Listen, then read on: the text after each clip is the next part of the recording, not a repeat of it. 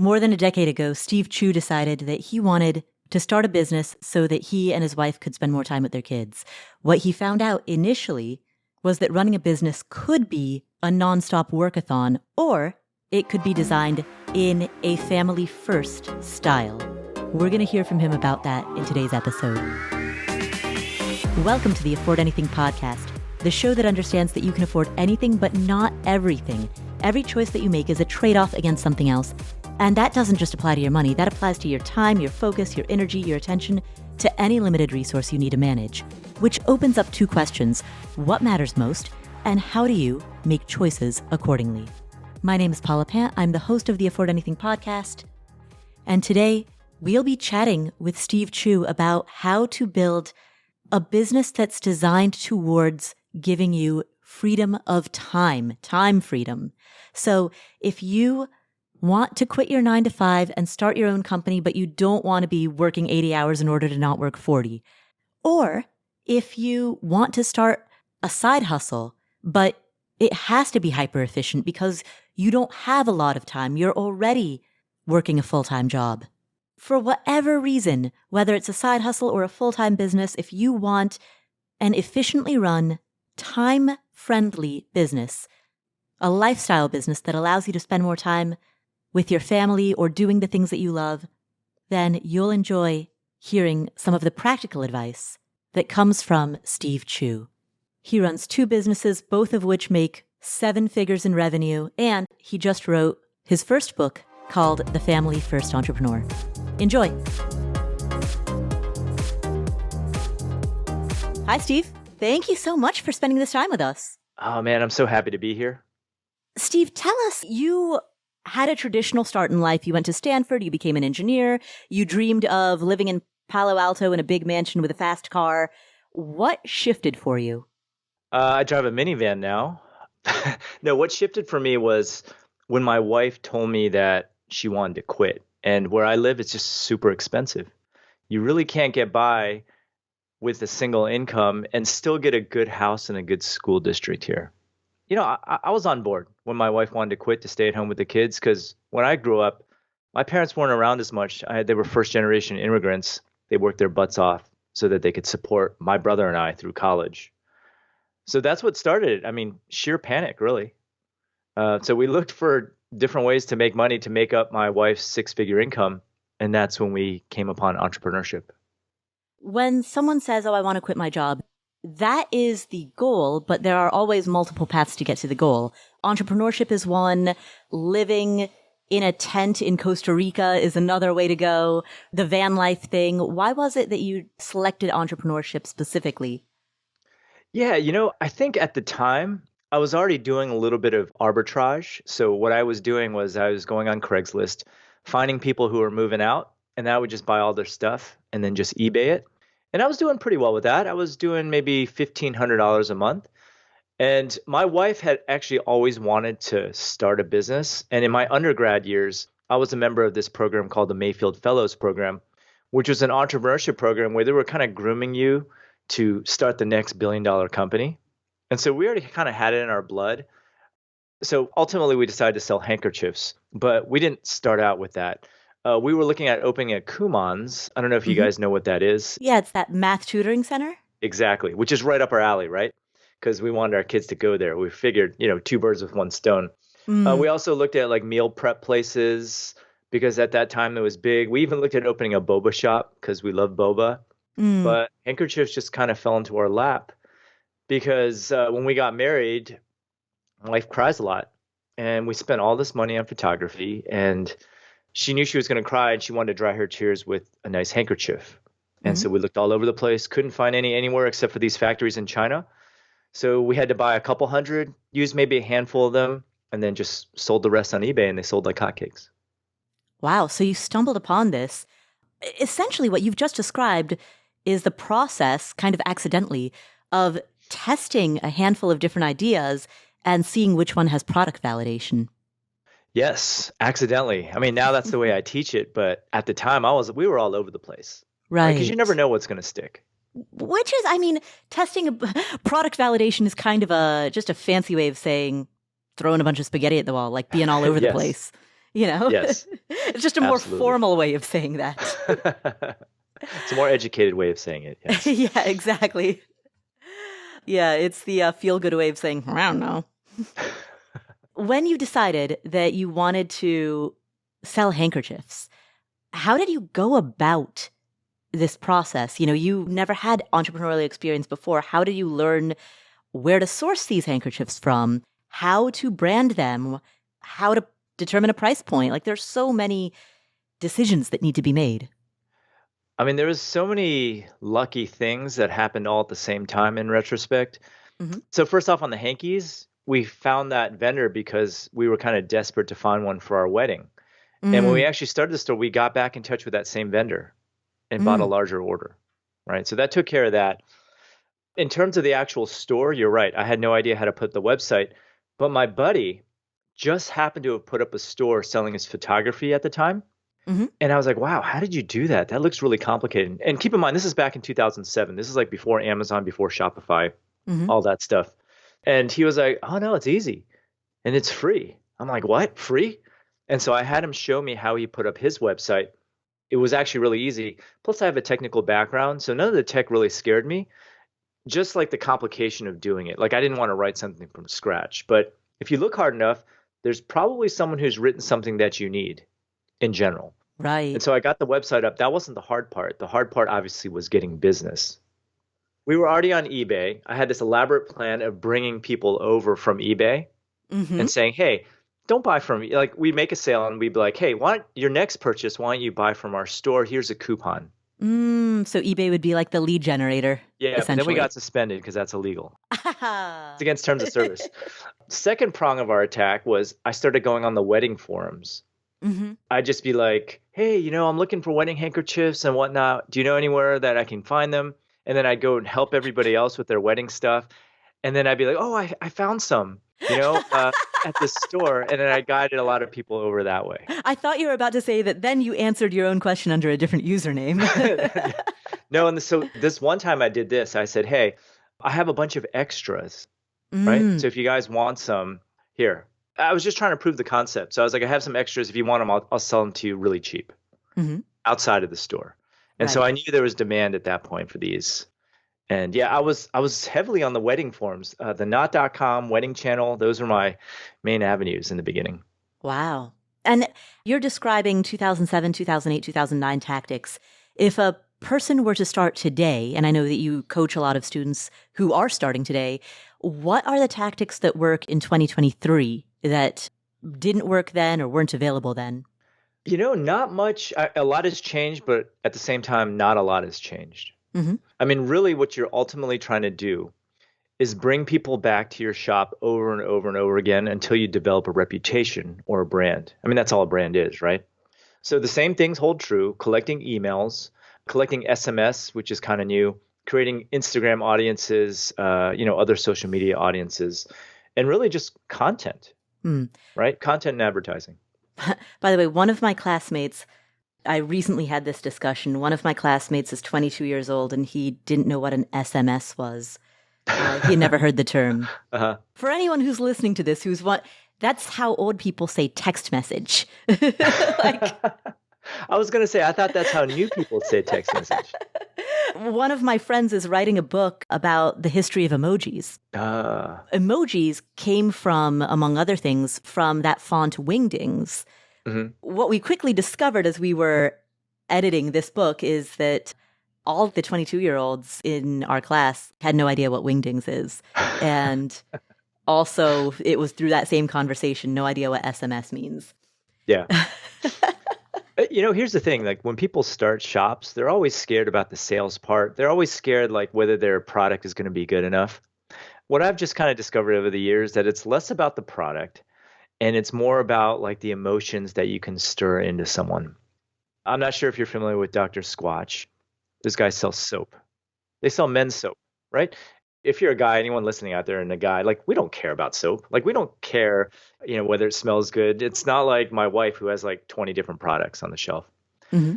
So what are the value props of soap? You smell good, it cleans well, whatever, whatever. If you were to do that, you wouldn't be able to sell soap because it's a commodity product you can get anywhere. Right. So what Dr. Squatch does, And if you ever watch any of their commercials, you'll notice that in every commercial, there's always a woman going, "Oh my God, you smell so good. I want to jump you right now." And so what they're really selling is sex. Right. There's this book I read a long time ago called Cashvertising. Cashvertising. I knew you were going to say that. Yep. Yeah. And then there's the Life Force 8. And there's 8 emotions that if you are able to instill them into someone, you can sell anything. So it's really less about the product and how you portray the product. And those 8 emotions, the first is survival. Second is enjoyment, especially of food and beverage. Third is freedom. Number 4 is sex. 5 is comfort. 6 is the feeling of superiority, the feeling of winning. 7 is care and protection of your loved ones. And the 8th is social approval. Yep. Keeping up with the Joneses. So if you can have a compelling ad that instills any of those emotions, you can really sell anything. I mean, think of how many apparel stores there are. Think of how many jewelry stores there are out there. It's really less about the product. So don't get too hung up on that. How do you then become skilled at conveying emotion, particularly through that combination of words, imagery, design, primarily online messaging? That in and of itself is a skill set. And so many people spend years honing their craft as copywriters or as graphic designers to be able to land that skill. How can some person who's listening to this, whose background is in HR, how can they begin to acquire that skill set? I thought you were going to say engineer, because that's what I used to be. I used to be an electrical engineer. All I did was stare at my monitor all day long and not really talk to anybody. So I'm proof that it can be done. It can be learned. It's just really just practice. Once I started the business, I started just reading all these copywriting blogs. I was really horrible at it. I was creating content at the same time. So the other 2 prongs that I forgot to mention and how we marketed our store was I would create these wedding crafts because we had a lot of brides who wanted to do DIY stuff. So we put out these crafts that attracted Google traffic, and then we started advertising online. In the course of running ads, actually, is when I learned a lot of these skills. Because what's nice about running ads is everything is kind of automatically split tested, and you know what works and what doesn't. So by changing around the copy a little bit, you can gradually find something that works. And if you do that long enough, you start becoming good at it, just like any skill in life, really. Right. So it's that constant process of iteration. Yeah, exactly. That was actually, as soon as you said practice, the first thing that came to mind was practice only works when you have rapid feedback about what you've just done. If you're practicing, but you're constantly just practicing the wrong thing, then all you're doing is creating muscle memory out of bad habits, out of the wrong thing. Correct. And the fact that there's money involved makes it that much more involved, right? Because you know that if you do this one thing, more money comes in, you have that feedback loop. Right, exactly. So to summarize, the A/B split testing, which is just, again, a fancy term for test 2 things, see which one does better. Yep. Try to figure out why one did better than the other. Do more of that. And then you keep just branching, right? Iterating the best thing over and over and over. Essentially, the takeaway is by virtue of doing that repeatedly, that was how you improved at generating those emotions. Paul, I don't know if you listened to your first podcast episodes, but I have, and they were horrible. Yeah, they were. They're absolutely terrible. Same with my YouTube channel. I literally privated some of those videos because I went back and watched them. I'm like, oh my God, these are just terrible. Yeah, a handful of my first blog posts I pulled down. I left the very, very first one on the website just for posterity and just for historical record. But many of the first ones I have pulled down. Yeah. It's just like anything in life, right? The more you do it, the better you get at it. Right. One point that I've heard you make is that when you are choosing a business idea, the day-to-day of what you're doing is going to be fairly similar regardless of the specific product that you are selling. So you, Steve, happen to be selling handkerchiefs, but you could just as easily be selling candles or soap or computers, and the daily work is actually quite similar. Yeah, I mean, e-commerce isn't complicated. When an order comes in, you got to get it out the door. And if someone complains or has questions, you got to be there to answer them. The reason why I put that in the book is because so many people just get hung up on finding an idea that they're passionate about or an idea that is going to be the next big thing. Hmm. That's why I kind of caution against being too excited about what you sell because the day to day, the grind is really what you're going to be experiencing. And you have to be willing to put through and suffer through that grind in order to be successful. Mm. Tell me about your day to day. What does that look like? The reason why we started was the business was great so that we could time shift everything. Hmm. Our kid was always up in like the middle of the night or during the day we wanted to hang out. But if you have a small baby, they go to bed at like 6 or 7. Hmm. And so the business allowed us to do all the business tasks after the child went to bed. Mm. And so in the beginning, we actually ran out of our house in the garage. Once our child went down, we would just sit there, pack and ship orders. And at the time also, we started doing customized embroidery. And my wife, she was really into embroidery. She was really passionate about it, I should say. But once we started selling it to customers, she started hating doing it.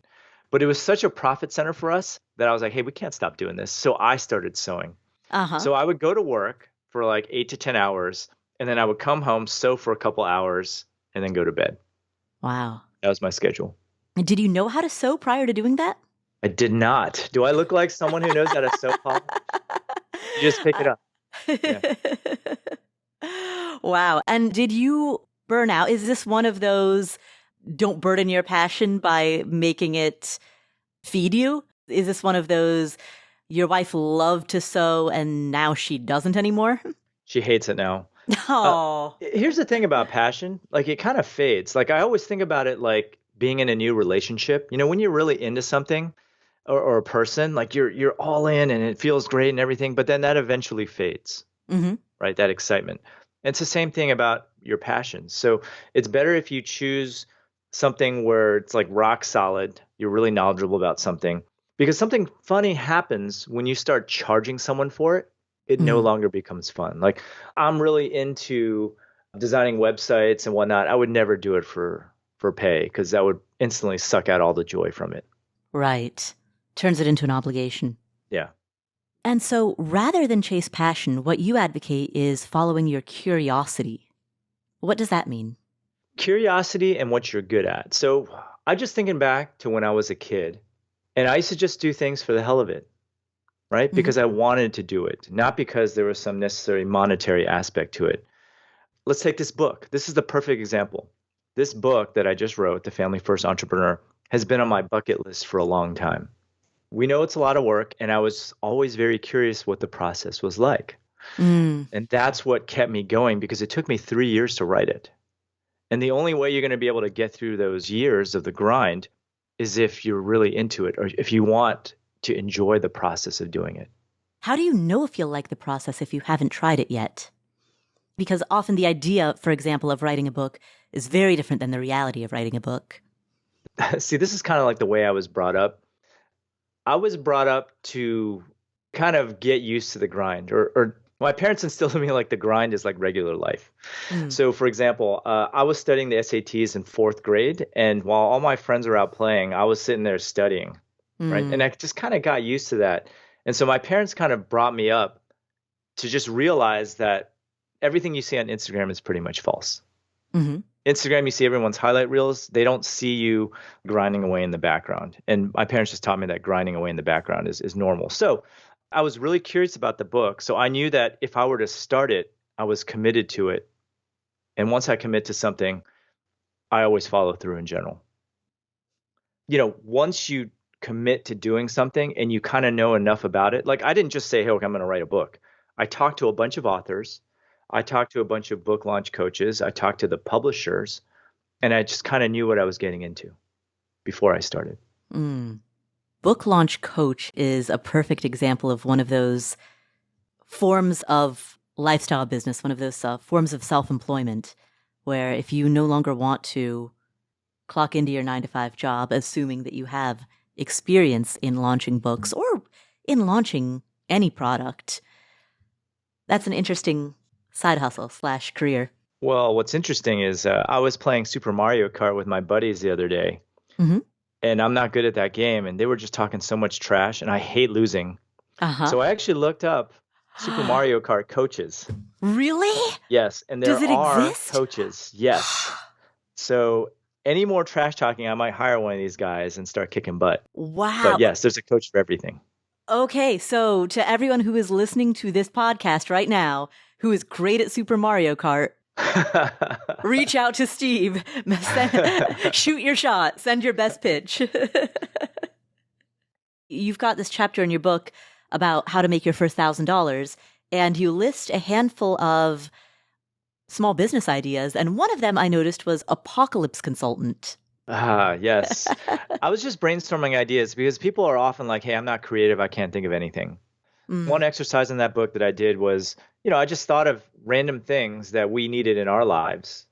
And yes, one of those was an apocalypse consultant because my wife is just paranoid about global warming. She's afraid of the wealth gap and how Mm-hmm. there's going to be just social chaos all over the place. Mm-hmm. So literally, we have a barrel of water outside. We have rations, like we can survive a month without anything. In case there was an earthquake, there was wildfires here in California. And I was thinking to myself, when we were going through this process, like, we don't know what to buy. It would have been ideal if there was just someone out there, and it turns out there is actually, that Wow. just tells you what you need to buy, depending on how paranoid you are. Are you paranoia level 9 out of 10? Then just get this like year's supply of food in your house. Wow. Yeah. Most people don't sit down and think about the problems that they have in life. They just kind of work around their problems. Mm-hmm. But if you actually sit down, like I got lots of problems, Paula, Mm. lots of ideas that I could solve. Right now, actively right now, we're actually looking for a college consultant because we want our kids to do everything correct to get into the school that they want. Mm-hmm. How old are they? They're teenagers now. Mm. Yeah, All right, so it's coming up. it is coming up, Wow. and I'm probably more stressed than they are actually about the whole thing. So yes, we're looking for a consultant there as well. Interesting. What other problems are you facing right now? What other problems are you dealing with that could be a potential business idea for someone? Um, I just did an episode on this. Last time I went on vacation, my plants died, right? Ah. There's no one there to water them. Mm-hmm. So I was thinking if there was like a plant hotel where I could just kind of drop off my plants, they take care of it, and then when I get back, I pick them up. Why wouldn't you just hire a house sitter, somebody to come to your home and water them so that you don't have to transport them? Here's the thing, that requires more trust. That requires someone to Mm. actually physically walk into your house. And again, we're talking about apocalypse consultant here. My wife's a little paranoid about having people in the house, right? Right, right. Okay, yeah. So for the plant lover who values their privacy, there's your slogan, there's your tagline. Yeah, and you don't want to ask a friend here because they're going to be doing you a favor, like coming into your house, every day to water plants. That's not something I would ask them to do. Yeah, yeah. See, and it's different in New York because in New York, we all live in apartments. So it's easy to find someone who lives in the same building, Oh, yeah, yeah, right? yeah. So it's a geographic concern as well. Yeah, stupid ideas like that. I have a ton of them. Oh, here's one just off the top of my head. In California, you actually get 5 cents back for every can that you send back for recycling. Hmm. And every time I take out the trash, I'm thinking, man, that's a lot of money I'm leaving on the table here. But yet I'm too lazy to take it over to the recycling plant. So if Mm, someone just came and collected my stuff, we'd split the revenue 50-50, I'd be down with that. right. Let's say for someone listening, they've gone through the process of generating a bunch of ideas. They've listed out their problems and their friends' problems, their family's problems. They've come up with a handful of interesting sounding business ideas. How do they then start evaluating those ideas? We sort of kind of danced around the answer earlier when we talked about testing and validating and iterating. But let's say that these ideas are as disparate as a plant hotel, for which would be a brick and mortar establishment, versus a boba shop, which is also brick and mortar, or maybe it's a food truck. Let's say these are not online businesses. These are physical localities and not something that's particularly easy to test in the way that being a chess consultant would be. What should they do?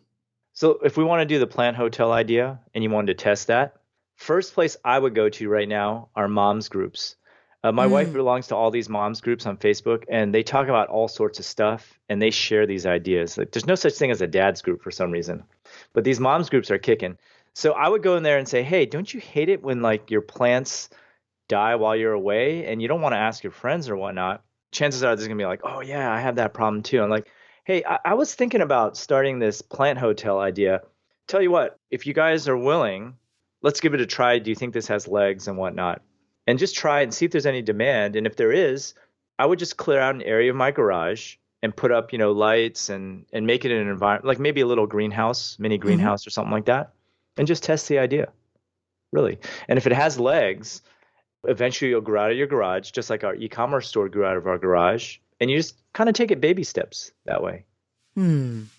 My friend has a 14-year-old daughter, or she was 14 years old at the time, and she was trying to make money on the side, and she's really into opossums, Hmm. right? Random, right? Okay. She wanted to make opossum pins, and she went on Facebook, and it turns out there's all these opossum Facebook groups. That doesn't surprise me, but all right. Yeah, and so she just started posting her designs, ingratiating herself into the community and saying, "Hey, do you guys like these designs? I like sketching these." And people were like, "Hey, those are great." And then she said, "Oh yeah, I decided to put them on some pins. If you guys want, check them out." And she pointed them over to her Etsy shop. She was making like $1,000 a month just selling these pins, and she was a teenager. That's a lot of money for a teenager. I Yeah. mean, almost anything can make money. Wow. That actually reminds me of a different story that you tell in your book where you talk about someone you know who he makes a fairly lucrative living selling art. And what's interesting about that is that, as you mentioned, art is the type of thing that sells in part based on the reputation of the artist, which means that you have to have a brand, a reputation, a following. You choose your synonym here in order to be able to move product. And so there's that significant hurdle to getting started. Can you describe that? Yeah, so this guy is Joel Cherico. He's Hmm. actually one of the very first students in my class, so I really appreciate him so much. Hmm. What he does, remember, it's all about the emotions, right? So Yeah. he's a potter. And so he started throwing his pottery live online on Facebook, on YouTube Live, and people would just sit there and watch him throw pottery. And as he's doing it, he'd say stuff like, "Hey, this is like one of a kind," and he'd walk him through the entire process. Which, if you don't know anything about pottery, it's actually quite an extensive process.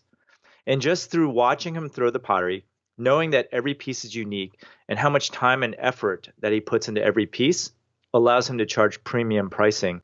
And he's also a very personable guy.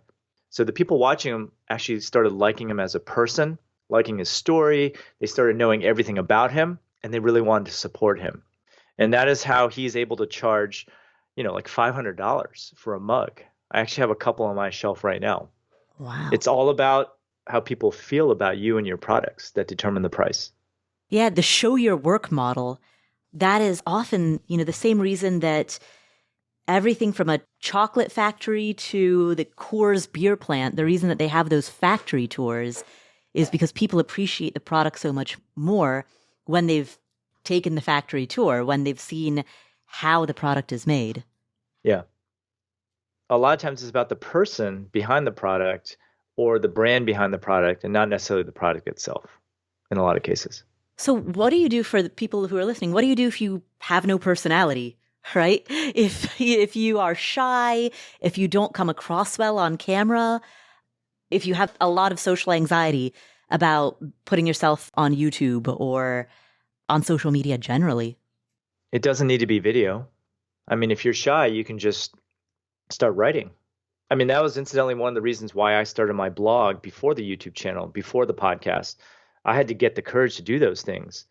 And if you're a writer, you can just hide behind a computer. Like that was my whole life for a while. I was an engineer. I just hid behind my computer. So that's why I started out blogging. Now, obviously, if you have no skills whatsoever, I don't consider that an excuse either because everyone starts out with no skills Hmm. and you just have to want it and you'll get better at it. Right. Yeah, writing is a very tough skill to master. And we have AI now too. So I don't know how things would have changed if AI was around when I first started, but AI certainly makes things a hell of a lot easier. Yeah, for sure. As we are talking, I'm seeing the image of the room behind you, and I noticed that you have that placard that YouTube sends you when you hit 100,000 subscribers. Yes. I'm proud of that plaque. I know YouTube has been a big part of how you've promoted your business. Given how noisy it is, given how competitive it is, what would you tell someone who wanted to start out on YouTube today, who's maybe like that Potter, maybe they're putting up videos and every video is getting 40 views, if that? Everyone is different. Everyone has a different personality. Mm-hmm. I don't even think about the competition in general today when I do anything. Like, Mm. think of how many podcasts there are in this world. There's a lot of YouTube channels, but there's only one me.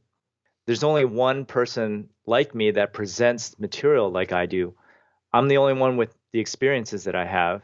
You just have to have faith that you're just going to attract a certain type of person. If you put stuff out, it will come. There's a Field of Dreams quote for you right there. I mean, if you haven't done it yet, then you just have to believe that it's going to happen. I started the YouTube channel 3 years ago, and it has about 225K subs. It's just all about consistency is really what it is. Mm. I told myself that I wanted to try this YouTube thing. And so I just said, hey, I'm going to put out one video a week for at least 5 years, is what I told myself. Wow. Once again, I wanted the plaque. But good things have happened for YouTube. Actually, most of the people who find me now are through YouTube and the podcast, not necessarily the blog. So it's been really good. But if I hadn't taken a chance and committed to it, none of that would have ever happened. Mm. And again, maybe I'll let you publish one of my early YouTube videos to show everyone how bad it was. Oh. But even back when the videos were horrible, I was still attracting people. What are the biggest mistakes that you see people make when they make the pivot from their 9-to-5 job, as you and your wife did, to going into business for themselves? I would say most people just don't follow through. And here's the problem. Because of social media, there's all these success stories that you see out there of people hitting it rich in a short period of time, which generally is not realistic. So, one, cut out social media and then just tell yourself that you need to follow through for at least 1 year.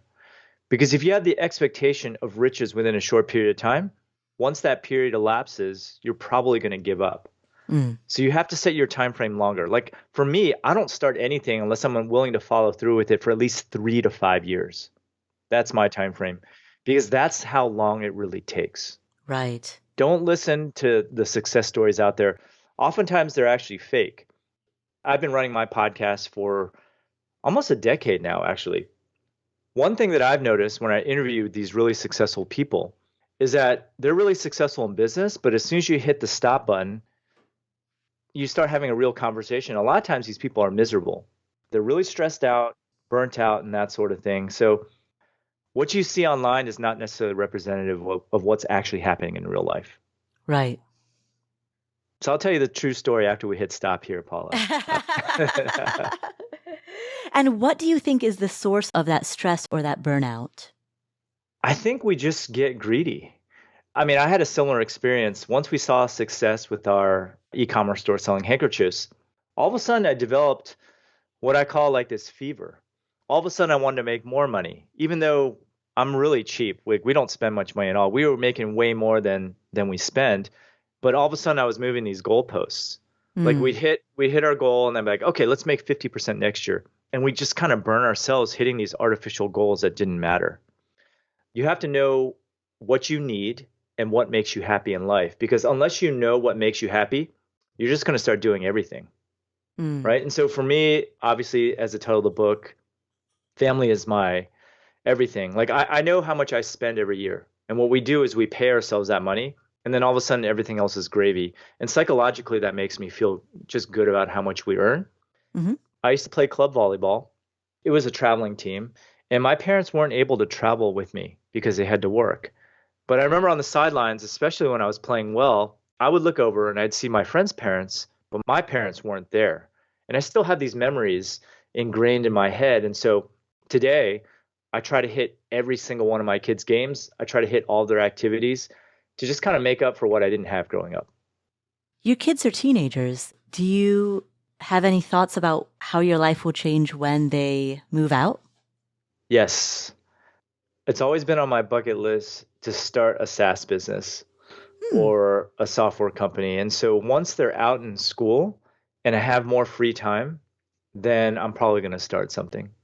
I'm always of the belief that I'm never going to retire because I believe that you always have to be using your brain on something. And I'll be straight up, like in my prior job, I was an engineering director of microprocessor design. And compared to that job, what I do today, which is YouTube, podcasting, e-commerce, none of what I do is rocket science. And what I used to do at my job actually was actually more mentally stimulating. So who knows? I might even go back to work. Who knows? Hmm. Because what I like to do requires a large team and it requires a lot of funding. Right. And you have, by the way, the most fantastic story of quitting your job.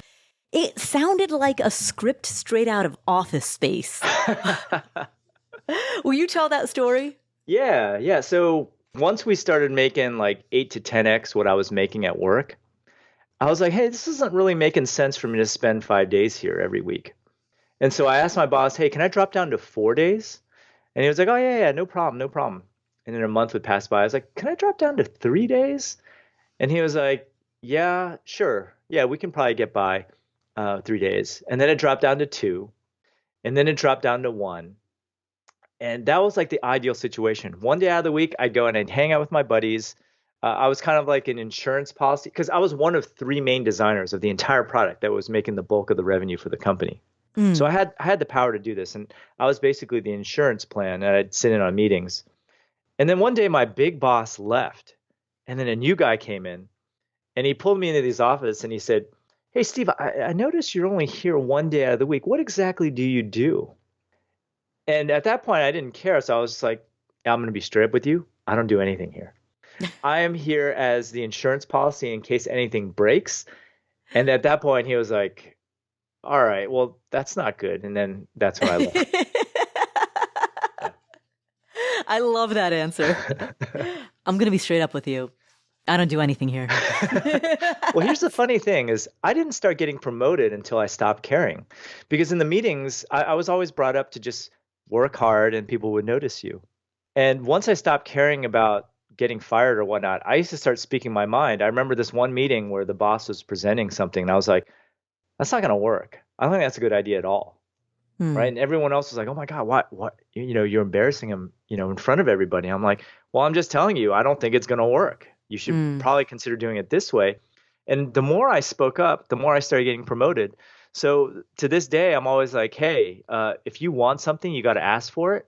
And you shouldn't just be huddling there in the background. Hmm. You got to Right. be noticed in order to get ahead. And that's something like very anti-Asian, actually. All right. Final question. You mentioned that you quit your job, or actually you've started reducing your days at work when your income was 8 to 10 times what you were making at your day job. That's a substantial barrier. For people who are listening, who are wondering, all right, I've got a side hustle. How do I know when it's time to quit my job? How do I know when it's time to go all in? What's that marker?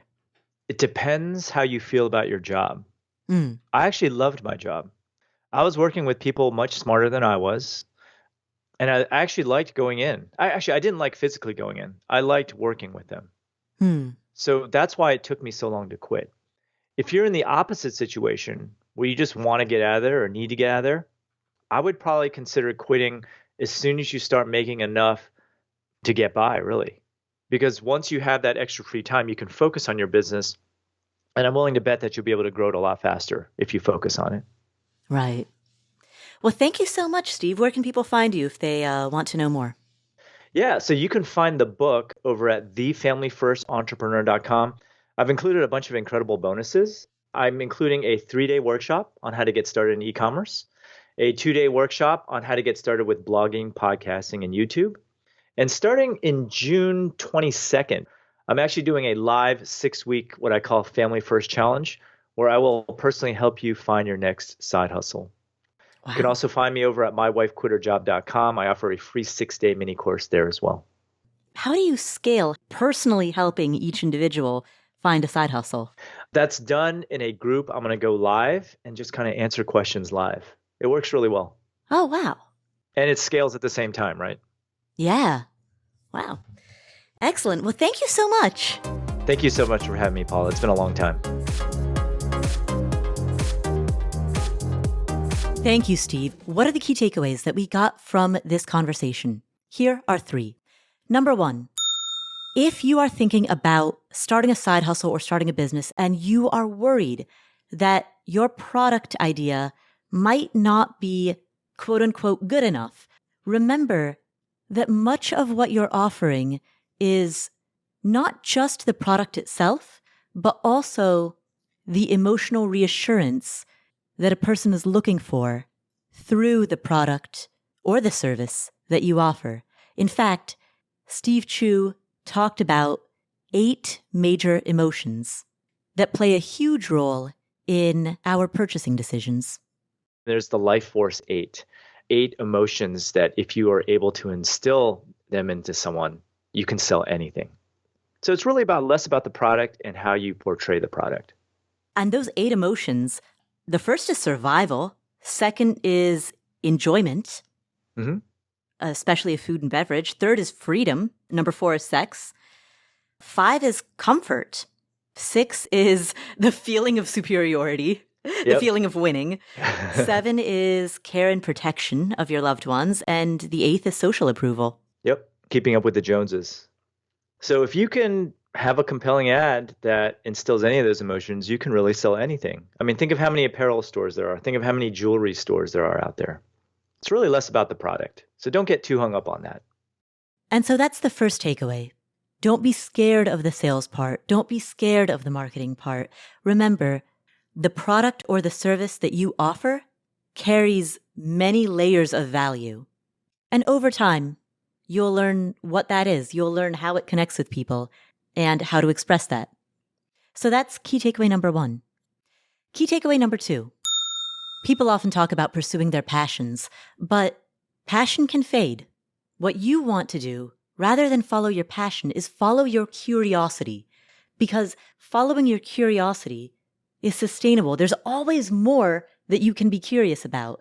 And if your source of income, something that you're not going to burn out on, is something that fuels your curiosity, then you're always going to stay fascinated by your business. Curiosity and what you're good at. So I just thinking back to when I was a kid, and I used to just do things for the hell of it, right? Because I wanted to do it, not because there was some necessary monetary aspect to it. Let's take this book. This is the perfect example. This book that I just wrote, The Family First Entrepreneur, has been on my bucket list for a long time. We know it's a lot of work, and I was always very curious what the process was like. And that's what kept me going, because it took me 3 years to write it. And the only way you're going to be able to get through those years of the grind is if you're really into it, or if you want to enjoy the process of doing it. How do you know if you'll like the process if you haven't tried it yet?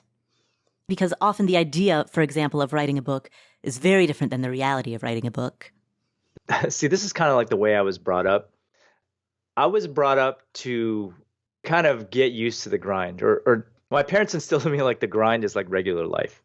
So, for example, I was studying the SATs in 4th grade, and while all my friends were out playing, I was sitting there studying, right? And I just kind of got used to that. And so my parents kind of brought me up to just realize that everything you see on Instagram is pretty much false. Instagram, you see everyone's highlight reels. They don't see you grinding away in the background. And my parents just taught me that grinding away in the background is normal. So I was really curious about the book. So I knew that if I were to start it, I was committed to it. And once I commit to something, I always follow through in general.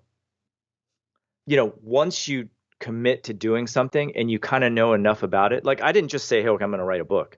I talked to a bunch of authors. I talked to a bunch of book launch coaches. I talked to the publishers, and I just kind of knew what I was getting into before I started. And so that's the second key takeaway. Follow your curiosity. Finally, key takeaway number 3. People often underestimate the amount of time and hustle that it takes to become successful. And that can lead them to quit too early or to leave a situation or an opportunity that hasn't yet had the time to grow to its full potential. I would say most people just don't follow through. Here's the problem.